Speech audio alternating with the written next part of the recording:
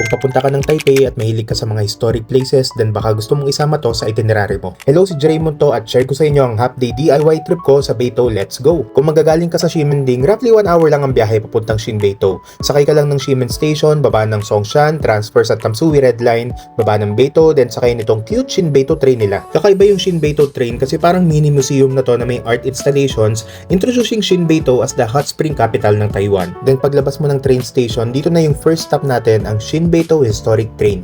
Isa to sa pinakalumang train station sa Taipei na binuo para i-boost ng pagiging hot spring capital ng Beito noong 1916. May mga references dito tungkol sa old train system ng Beito at kung paano sila naging sikat na hot spring destination sa Taiwan. Konting lakad pa at makakarating ka naman ng Beito Park. Nothing much to see pero masarap maglakad dito para mag-relax. And then konting lakad pa, matatanaw mo naman ng Beito Library na iconic dahil sa structure nito. Di na ako pumasok kasi baka makaistorbo ko sa mga nag-aaral doon. Pero it was still nice to see it from the outside. Tapos katabi lang nitong library ang Beito Onsen Museum. Maraming replicas and materials dito tungkol sa history at kung paano na-influence ng Japan ang Taiwan pagdating sa Japanese style baths. After nito, konting uphill na lakad lang at nakarating na ako sa Thermal Valley.